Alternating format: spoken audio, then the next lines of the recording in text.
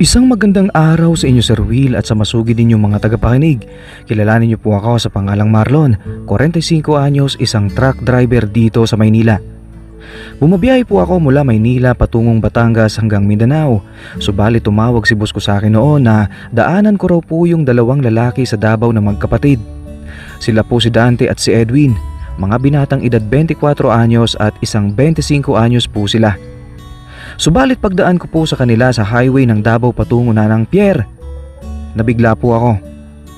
Ang tatangkad po nila at ang pupogi po ng mga itsura nila.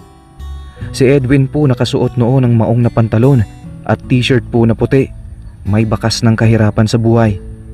Meron po siyang good morning towel na nakasampay sa balikat niya at mahaba po ang kalamyas niya. At hindi po nagkakalayo si Dante sa kanya. Ang suot noon ni Dante ay patig na pantalon na pangsundalo at nakasando po na itim na nagpapatingkad sa braso at balikat niya na moreno noon. Kapwa po sila Sir Will may bakas ng kahirapan at talagang nag-aabang ng trabaho. At nung makita po nila ang truck na dala ko at ako, nagkaroon po sila ng pag-asa sa kanilang mga itsura. Kung ilalarawan ko po sila, gagamit na lang po ako ng dalawang artista. Si Edwin po medyo kamukha niya po si Aga Mulak at si Dante naman po medyo kahawig niya si Dingdong Dantes. Mga artista itong kinababaliwan ng asawa ko. Pangiti-ngiti po noon si Edwin at Dante habang paakyat na po sila ng truck ko. Binuksan ko po ang pintuan ng truck at kaagad silang umakyat at pumasok. Sa araw po na yon sila ay naging isang mga pahinante ko. Patungo na po kami noon sa Maynila. At ang babait po ng mga itsura nila noon Sir Will. Habang binabagtas namin ang biyahe patungo Maynila at nasa parting Bicol na po kami, pumasok po kami ng Sorsogon, sa port ng Sorsogon. Mga bandang 12:00 na po ito ng magmamadaling araw. Napalingon po ako sa dalawa na ito. Nakatulog na po sila sa layo ng biyahe pabalik Maynila. Subalit habang tulog po sila, mga bandang 1:00 na ng madaling araw, hindi ko talaga mawari na ganun pala ang mga makikita ko po Sir Will. Hindi ko po akalain na sa biyahe pa lang ay may madidiscover po ako na sila ay may mga tinatagong mga dambuhalang kakayahan Sir Will, mga nilalang. Paano ko po nasabi? Dahil noong inaabot ko na po ang inumin ko doon sa mineral water na nandoon po sa dashboard sa harapan ng truck na sasakyan na gamit ko. Noong yumuko po ako, nasaksihan ko po ng dalawang mata ko ang bagay na pinapangarap ng asawa ko. Dahil kung ako talaga Sir Will, kung akong tatanungin, hindi po ako pinagpala. Opo Sir Will, hindi po talaga ako nabiyayaan. Pero itong dalawang pahinante ko na nakuha ko mula Davao ay talagang jackpot po ang mga bading kapag sila po ay naisama sa booking. Dahil nasaksihan po talaga ng mga mata ko noon Sir Will habang kinukuha ko ang mineral water doon sa dashboard sa harapan ng truck. Pagkakuha ko ng mineral water sa may dashboard ng truck, hindi nagkakalayo sa mineral bottle na hawak ko kung ikukumpara ko po doon. Ang mga nakikita ko po Sir Will sa biyahe habang sila naman po ay tulog. Humihilik po si Dante at Edwin noon. Narinig ko talaga dahil iyon po ay pagod na pagod po sila. Kakababa ng karne sa mga mall sa Sorsogon. Mga karne po kasi ng baboy ang mga dinideliver ko Sir Will sa kumpanya ng Monterrey. At sa may Legazpi po, sa mall ng Legazpi, sa SM City Legazpi, nagbababa din po ako doon ng karne kapag madaling araw na. Ngunit naawa po ako sa dalawa na ito Sir Will, kaya hinayaan ko na lang na sila na matulog noon pagkatapos namin magbaba ng mga karne. Madaling araw na po at plano ko nang gisingin sana sila noong mga 5:00 habang nagdadrive ako. Subalit ang bagay na kinababaliwan ni misis ko na talagang wala ako ay umaagaw po talaga ng atensyon ko noon habang nagdadrive ako. Dahil may nakaturo 5:00 sa hapon at may nakaturo naman 9:00 pakaliwa. Pakanan at pakaliwa, kinakabahan po ako. Pansin na pansin ko po yun habang nagdadrive ako Sir Will. Animoy para akong nakakakita ng mga misteryosong nilalang na noon ko lang po nakita sa buong buhay ko, Sir Will. Lalaki ako pero hindi ko alam kung bakit naaagaw ng atensyon nila ang mata ko. Sa probinsya po kasi namin, Sir Will, sa mga tropa ko, ni minsan hindi po ako nakakita ng ganun. At sa awa ko po sa kanila dahil pagod na pagod sila at tulog na tulog sila, mga alas 5 na noon, sa matinding pagpupursige ni Dante. Nagpasiklab po kasi sila sa trabaho nila, Sir Will, noong nagbababa kami ng karne sa may Legazpi City, sa mga mall doon. Nagpasiklab ang dalawa, sinipagan po nila at halos natapos po agad nilang may unload ang mga karne ng baboy doon sa mga mall na yon, na talagang nakapagpapagod sa kanila. Kaya hinayaan ko po silang matulog nung mga oras na yon. Pinabayaan ko po silang makapagpahinga ng mahabang oras sa loob ng truck. At noong nilakasan ko po yung aircon doon sa dashboard sa harapan para lalong maging mahimbing ang tulog nila. Subalit pag-adjust ko po ng aircon, Sir Will, noong pinihit ko po ang pindutan ng aircon, may nasiko po ako. Aksidente ko pong tinamaan ang siko ko. Yung mga sinasabi ko sa inyo na paborito ng asawa kong babae, natamaan po yun ang siko ko. Kaagad ko pong inalis ang braso ko noon. Para po akong nakuryente dahil lalaki po ako eh. Para po akong nandiri noon. Pero kinukwento ko po ito sa inyo dahil alam ko, Sir Will, bibihira ang mga kaganapan na ganito sa mga trabaho na mayroon po ako. Pagkatapos po noon, biglang nagising po si Dante. Dahil yung sa kanya po ata ang nasiko ko noon na aksidente, Sir Will. Hindi ko naman talaga sinasadya. Walang hiya, tumingin sa mga mata ko si Dante. Nagising ko siya at pagtingin niya sa mata ko, naguluhan ako. Bakit ganun siya makatingin? Pareho naman kami lalaki. Nagambala ako ba? At ang lagkit ng tingin niya. Nagkaroon ako ng kasalanan sa kanya. Kakakilala ko lang sa kanya, nagawan ko po siya ng kasalanan. Diretso na po ang noon ang tingin sa akin ni Dante. Diretso na po ang tingin ni Dante sa akin noon. Alam niya talaga na nasiko ko talaga ang pinaka-iniingatan niya, sigurong kayamanan sa buhay niya, na yun lang ang mayroon siya. Nasabi kong kayamanan, Sir Will, kasi malay natin hindi natin alam. Itong si Dante, pag ito na ipasama sa mga booking ng mga bading, pera yan. Pera talaga yan. 150. Kaso wala naman akong alam dyan eh. Kaya bakit niya ako tinitignan sa mata ko ng diretso? Alam niya ba na nasiko ko talaga? Walang hiya, hindi siya tumitigil sa kakatingin sa akin noon sa mga mata ko.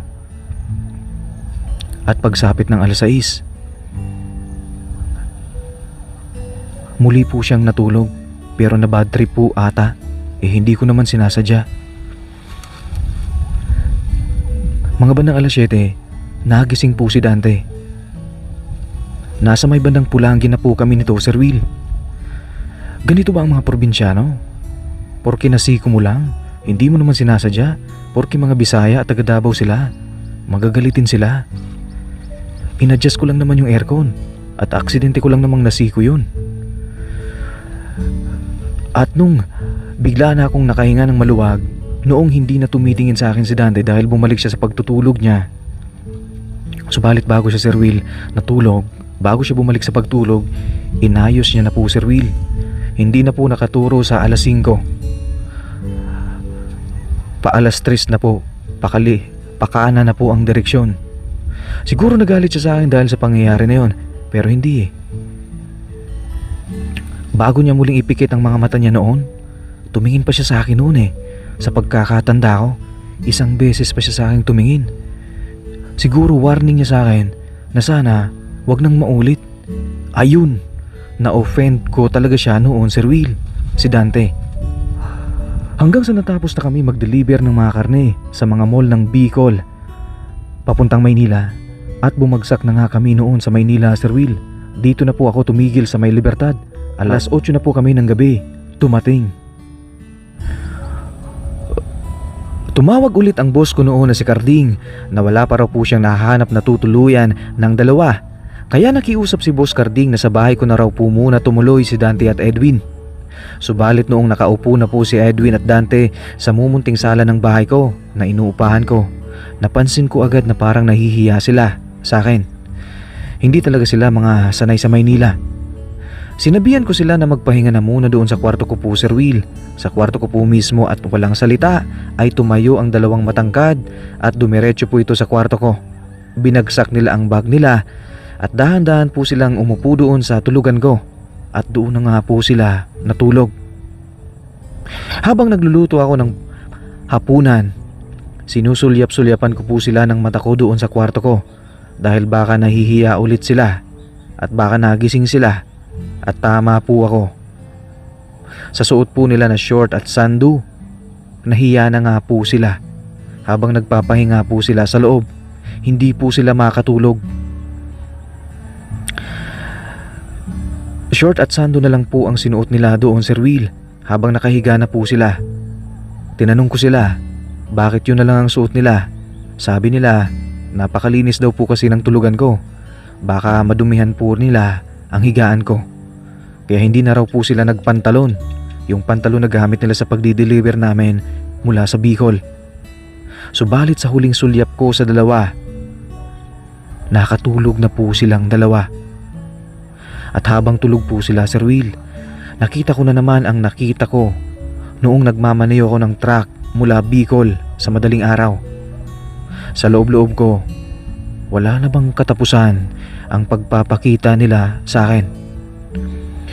Opo, ng mga multo na ito na kinababaliwan ng asawa ko. May alas 5, may alas 3. Naiinggit po ako, Sir Will, kasi hindi talaga ako pinagpala eh. Pero itong mga pahinante ko na mga nakuha ni Boss Carding sa Davao, nasa kanila na po ang lahat.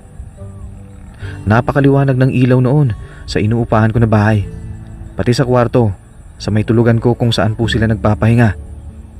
Hanggang sa dumating ang bakla na kaibigan ko noon. May dala po itong ulam. Pero bago niya ilapag ang ulam, ang kaibigan ko na bakla, bago niya ilapag ang ulam sa may lamesa, napadungaw po siya doon sa tulugan ko. Bahagyang nakabukas kasi ang pintuan ng kwarto ko noon. At nakita niya po ang dalawa. Sir Will, napalundag, nabaliw ang kaibigan ko na bading. Para daw siyang sinakluban ng mainit na hangin dahil sa nakikita niya. Sino raw po ang dalawa na nakikitulog sa kwarto ko? Kinilabutan po siya, kinabahan at panghuli, kinilig ang bakla. Parang tatalo na po siya sa tuwa, ang kaibigan ko na ito.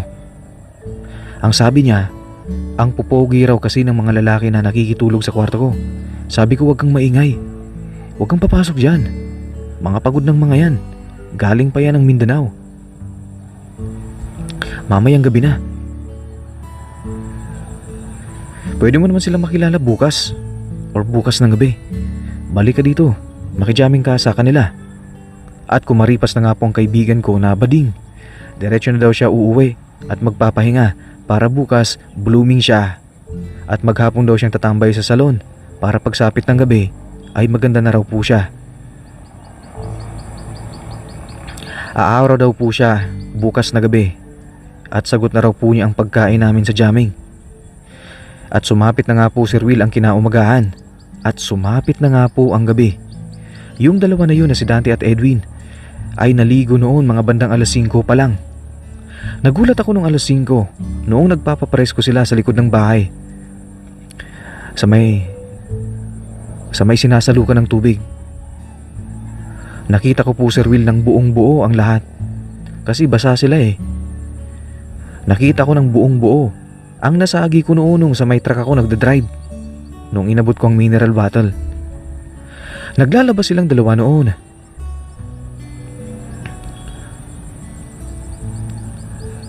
At nakasuot na po sila ng jogging pants at basang-basa po sila at ang sando nila. At nakaharap po sila sa may pintuan ng kusina kung saan po ako nagluluto. Hindi ko talaga mapigilan na manood doon sa dalawa habang naglalabas sila kasi nakikita ko talaga, Sir Will, yung kinuwento ko po sa inyo kanina, yung nakita ko po doon sa may truck. Pangiti-ngiti po sila. Bumangon sila at isinampay sa may sampayan yung mga nilabhan nilang damit, yung sando at pantalon na ginamit nila sa pagdi-deliver. Subalit, inilayo ko ang mata ko, Sir Will.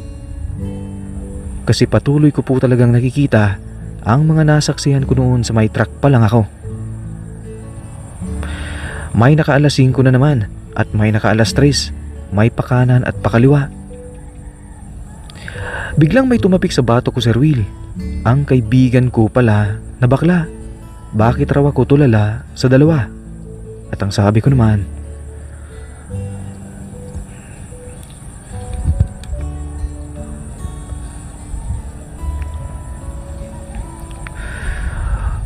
ba't ka nananapi ka? Ano bang problema mo Alam mo nang ayaw kong ginaganyan ako At sumagot naman po ang bakla na kaibigan ko. Paano hindi kita tatapikin? Tulala ka sa mga orasan nila. Ako tulala? Tinitignan ko lang naman kung may sabon pa sila. Kasi naglalaba sila. We, totoo? Marlon, matagal na tayo magkakilala. Alam kong namamangha ka sa dalawa na yan. Naiinggit ka ba? Dahil ikaw, hindi ka man lang nabihiyaan? Oo. Pero ano naman, kung hindi ako pinagpala, may problema ba doon? Abay, talagang problema yan, Marlon. Kasi tignan mo si misis mo. Inaayawan ka na, di ba? Kwento mo sa akin. Pero itong dalawa na bisita mo, heist! Nakakainis. Nasa kanila na ang lahat ng hinahanap ko sa isang ideal guy na gusto ko. Sana mamaya maisama ko sila sa booking ko. Kahit isa man lang sa kanila. Type na type ko talaga sila. Mga taga Davao, Marlon. Ang swerte ko. Nagdala ka dito ng mga ganyang tao, Marlon. The best ka talagang driver. Wala talaga ako masabi sa dalawa na yan, na naglalaban na yan. Georgina, tumahimik ka nga. Nakakahiya ka. Baka naririnig ka nila, baliw ka. Tignan mo yung dalawa. Nakatingin sa atin. Ano mo'y napakinggan nila ang mga sinasabi mo. Kaya tumigil ka nga. O sige, tatahimik na ako. Alis muna ako Bibili muna ako ng makakain natin mamaya sa jamming. Sir Will, sumapit ang alas 8 ng gabi. Inihanda na ni Georgina ang lahat. Yung si Dante at Edwin may binili sa labas ng bahay na inuupahan ko. At nung pabalik na po sila, pagbalik nila, umupo po si Edwin at Dante sa may sala kung saan po ako nakaupo. Nasa gilid ko po noon si Georgina na bading. At si Dante po sa may gilid ko, sa may kanan ko siya umupo. Si Edwin hindi na siya nakaupo, lumipat siya doon sa may sala sa harapan namin. Napapagitnaan ako noon ni Georgina at Dante. Dito na po kami nagpakilala sa isa't isa at nagjamming na po kami. Formal na kaming nagsimulang mag-usap-usap dito. Subalit pagsapit ng alas 10, nag-iiba na ang aura ng jamming. Sir Will, nadaya po si Georgina ng mga Bisaya. Nakatulog po si Georgina. Hindi ko po alam kung anong nilagay nila sa inumin. At si Georgina ay nakatulog. Matindi pala ka-jamming ang mga Bisaya. Mga gwapo at matatangkad. Pero may mga sikretong tinatago. Napabagsak nila si Georgina. Napakatalino pala nitong dalawa na ito na painanti ko. Hindi sila basta-basta matutumba sa jamming. Si Georgina, na kaibigan kong bakla, tumumba na at tulog na sa may sala. Ako'y munti ka na rin makatulog noon, subalit lumaban ako. Habang unti-unti nang tumitiklop ang mga mata ko noon sa tindi ng antok na nararamdaman ko, nakikita ko si Dante at Edwin na wala lang. Hindi sila tinatabla noon, Sir Will. Mga walang hiya. Bakit kaya? Ano kayang ginawa nila? Nakatingin ng diretso sa akin si Dante noon at napapansin ko siya nang umingiti-ngiti kay Edwin na para bang napagplanuhan nila ang lahat. May naiisip ba silang hindi maganda? Kaya ang ginawa ko, tumayo ako kahit hindi ko na po kaya. Mabagal po akong naglakad para hanapin ang kwarto ko At pagdating ko po sa may pintuan ng kwarto ko, umakbay bigla sa akin si Dante para alalayan niya daw po ako patungo sa tulugan ko. Bigla na lamang po siya noon nasa may likuran ko at umakbay sa akin habang tinatahak ko ang patungo sa kwarto ko. Subalit bago pa po ako bumagsak sa tulugan ko, walang hiya, kinumpronta na po ako ni Dante. Marami siyang sinasabi na hindi ko na po masyadong ma-pick up, Sir Will, hindi ko magets. Pero may ilan sa mga narinig ko, ikukwento ko. Ganito po yon. Nagsalita po noon si Dante. Ikaw, Marlon, kanina pa ako gusto kong itanong sa'yo. Dahil ikaw ang driver namin sa truck at kami ay pahinante mo. Sumabat na ako nito, Sir Will, kahit hindi pa siya tapos magsalita si Dante. Oo, alam ko. Ano itatanong mo? Antok na ako. Hindi na kita masasagot ata sa mga itatanong mo. Magtanong ka na, Dante. Ano bang sinasabi mo? Tanong na. Baling ka ba, Marlon? Bakit nung nasa truck pa lang tayo ay panay ang tingin mo? Walang hiya, Sir Will. Diretso ang tanong niya. Napagkamalan pala akong bakla ni Dante. Sumagot ako.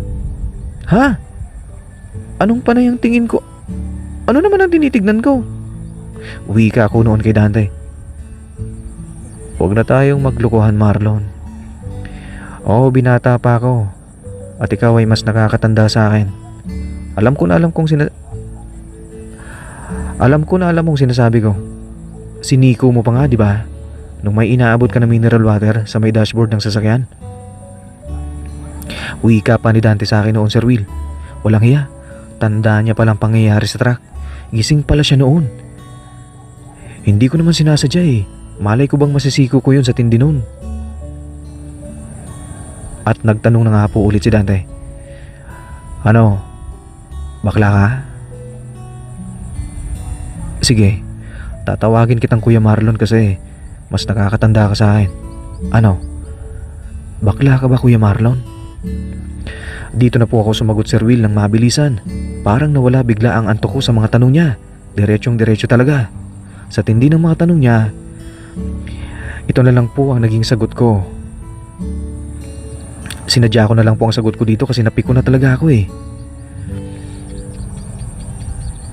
Paano kung bakla ako? Ano naman ang gagawin mo? Susuntukin mo ako ngayon, Dante? Dito na po ako, Sir Will, napapikit ng mata ko, Sir Will, kasi naramdaman ko na lang na biglang nag-kiss na pala ang mga labi ni Dante sa may lips ko. Si Dante pala ay humalik bigla sa mga lips ko, walang hiya. Napapikit na lang po ako ng mata ko noon, Sir Will. Umabot at tumagal pa ng halos 1 minuto ang kiss ni Dante sa lips ko. At nakayakap na nga po ang lips niya sa labi ko para akong makakatulog sa paghalik niya, Sir Will, sa akin. Para po akong napayapa. Nakaramdam po ako ng kapayapaan sa kiss niya na yon. Siguro dahil sa matagal na panahon nang walang nagkikiss sa akin, Sir Will. Kahit si misis ko hindi na nga ako magawang ikiss. Dahil yun na nga po, sabi ko sa inyo, sawa na po siya sa akin. Dahil parang ayaw niya na po sa akin. At tumagal pa ang mga sandali na si Dante ay nakakiss pa rin po sa akin sa lips ko. Hanggang sa yumakap si Dante sa akin at natumba na lamang ako sa tulugan ko. Dito na siya biglang humiwalay sa akin at nagkahiwalay na nga po ang aming mga lips at umalis po siya agad. Bumalik siya ata doon sa may sala upang humarap kay Edwin na hindi pa po sila tapos sa jamming nila. Natulala na lamang po ako sa kisame noon ng bahay ko dahil first time ko po yun na may humalik sa akin na isang lalaki, Sir Will, at pahinante ko pa. At pagsapit ng 12:00, biglang nagdilim sa kwarto. Habang tulala ako sa may kisame, isinara na pala ni Dante ang pintuan ng kwarto ko at matutulog na rin po talaga sila ng kapatid niya na si Edwin. At tabi-tabi na nga po kami noon, Sir Will, matulog. Walang hiya, Sir Will, bandang 1:00 ng madaling araw. Kaliwat kanan ang nararamdaman ko ng mga nagising. Hindi po tao ang nagising, Sir Will, kundi yung sinasabi ko noon sa inyo kanina doon sa may truck. Tulog na nga po itong si Edwin at Dante, subalit pareho po nila akong napagkamalan na unan habang tulog na tulog po sila. Kaya kaliwat kanan kong nararamdaman, Sir Will, ang kanilang mga ipinagyayabang sa buhay nila. Sa estimate ko, parang mga mineral bottle. Yung mga naaalala ko, Sir Will, noon na inaabot ko sa dashboard ng truck. Nasamay kaliwat kanan ko talaga. Nananahimik na lang po ako buong magdamag noon at hindi po ako makatulog dahil naiisip ko yung nakita ko nung nagmamanayo pa lang ako ng truck. Wala naman akong magagawa, Sir Will, noon kundi dahil yun ang unang beses ko sa pagkakakilala ko po kay Dante at Edwin. Unang beses ko pong mangyari yun sa akin. Pero alam nga naman, gumawa ako ng hindi maganda, di ba? Hindi ako ganun eh. Pagpatak ng alas 4 ng madaling araw dito, Sir Will, wala na. Paglingon ko po sa may tagiliran ko sa kanan, si Dante. Tulala siya sa akin. Nakatingin ang mga mata niya sa mata ko at parang nawawala siya sa kanyang sarili. Ano bang nangyayari sa loob-loob ko? Hanggang sa bigla na lamang pong yumakap sa akin si Dante. At ang sabi niya, "Kuya Marlon, pwede ba?" At ang sagot ko po naman, "Ikaw na bahala. Bahala ka sa buhay mo. Gawin mong gusto mo.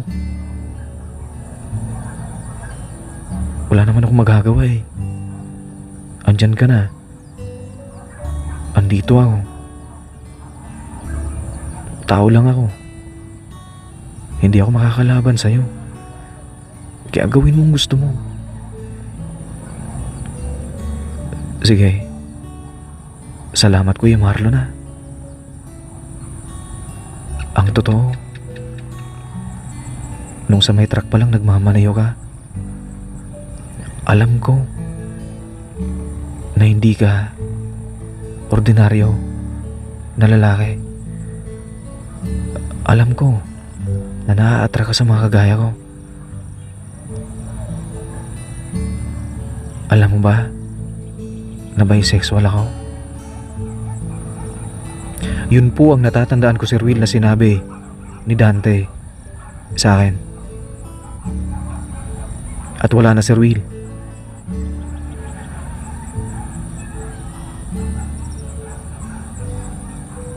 Gumawa na po siya ng paraan. Siya na po ang naging bahala sa lahat. Namalayan ko na lang po napunta na ako sa paraiso at pinikit kong mga mata ko. Para na po ako nung nasa alapaap, nasa himpapawid sa sobrang saya. At lumipas yun ng halos kalaating oras. At pagsapit ng alas 6 ng umaga, tapos na po. Tumakbo ako patungo sa kusina, nahihiya ako. Si Dante nakatanaw sa akin dahil iniwan ko siya. At habang nagluluto na po ako sa kusina, nahihiya talaga ako kay Dante. Dahil doon, sa pangyayari na yun, sa pagmamahala na pansamantala man lang, na nakakahiya talaga. Panandali ang pag-ibig. At mula sa gabi na yun, Sir Will, mula sa araw na yun, araw-araw na po kaming nahihiya ni Dante sa isa't isa. Sa pagdi-deliver nakayuko ako dahil kahit pala siya ay hindi niya rin talagang sukat akalain, nahahantong kami sa ganun. Pero nag-uusap naman po kami paminsan-minsan sa may kantin pag kumakain kami.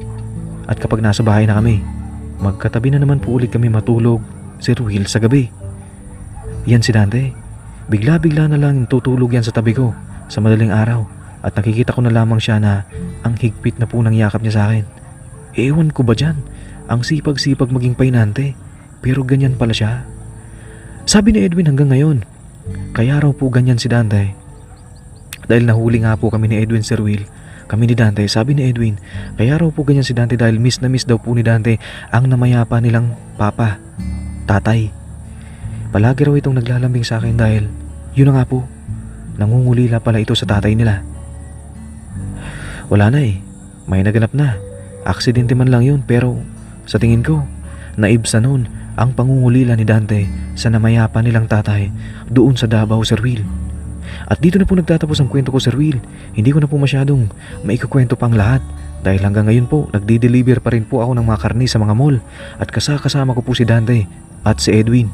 Si Edwin po may girlfriend na po yan sa ngayon, pero si Dante wala dahil po siya ay isang bisexual pala.